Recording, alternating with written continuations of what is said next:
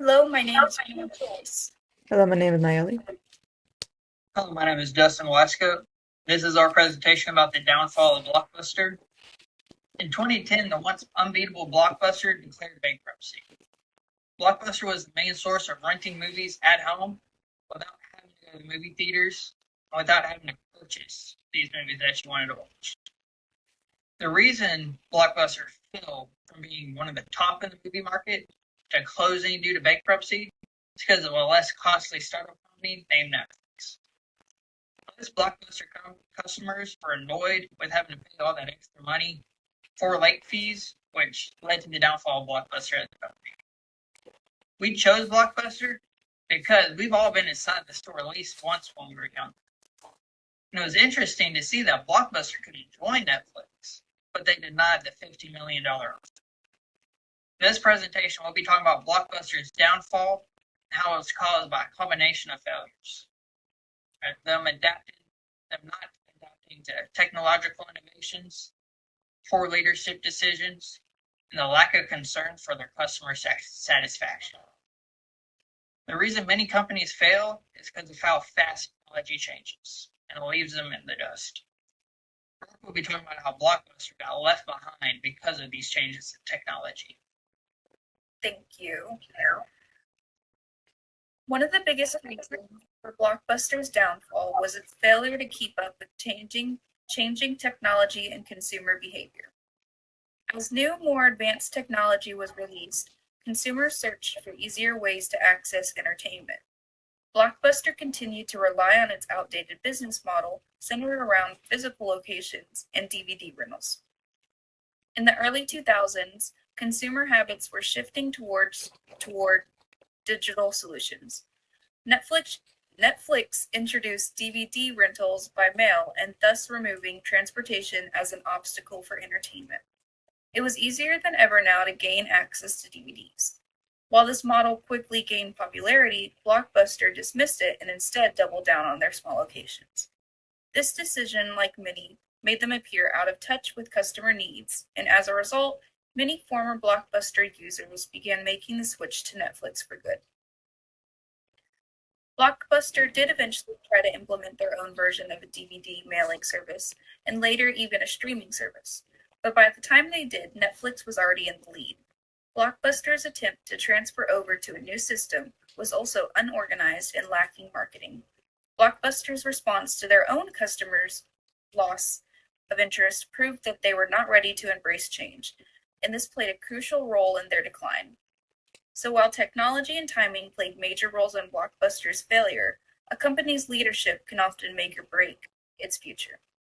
Next, Nayeli will discuss how poor leadership decisions and missed opportunities led to the company's ultimate downfall. All right, thank you. So I'll be going over leadership, and for leadership, especially in bigger organizations, it's really important that these leaders make important decisions in order to strive the company for success. Now, everybody was believing that Blockbuster would truly strive due to their CEO that they had at the time, John and Tokyo. He had made a good name for himself, and many saw him as a retail genius. Although when he was given the opportunity in a meeting to join with Netflix, he quickly denied it and had laughed it off. Although, because Netflix was small at the time and was looking for someone to partner with, they were hoping that Netflix would take care of the streaming services with movie rentals, and Blockbuster would be more focused on the physical stores. Now, although this is only one part, there is also another part of leadership that also affected this. By making bad decisions, such as revenue, where the revenue would go, such as building bigger stores and using expensive materials such as brick, a lot of its revenue went towards making buildings. Another aspect is that they had very little marketing, and they could have used the money they had used for making physical stores into further pushing their organization and getting more customers in. Now, although leadership is important, it's also to go over customer service and understand why it's so important to help customers. Blockbuster's lack of genuine care for their patrons is shown through many of its activities. So for one, it would charge $1 each day for customers that would miss out on their rental due date. There was also a expensive $19.99 monthly subscription for Blockbuster, and although they were also limited to only 3 rentals, although Blockbuster also missed out on great business opportunities in 2000s with laughing off the Netflix organization, perhaps if executives would have been more open-minded to the opportunity, it would have also helped Blockbuster to strive.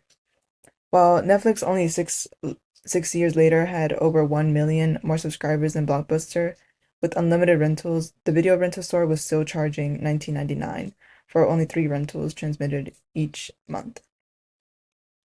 Okay. After discussing Blockbuster's disregard for customer satisfaction and their inability to keep up with the times, I'm going to hand it back off to Dustin to close out. As we discussed, Blockbuster's downfall was caused by a combination of failures, like their ability to adapt to technological innovations, their poor leadership decisions, and a lack of concern for their customer satisfaction. Blockbuster didn't simply fail due to competition. It failed because it refused to evolve, ignoring rising customer expectations and dismissed emerging opportunities that could have saved the company. Blockbuster's story serves as a reminder that no company, no matter how successful, is immune to change. Thank you all for your time and attention. I hope you gained some insight into the rise and fall of Blockbuster and how businesses must stay adaptable in the ever-changing world to succeed. This is our reference page for the presentation. Thank you.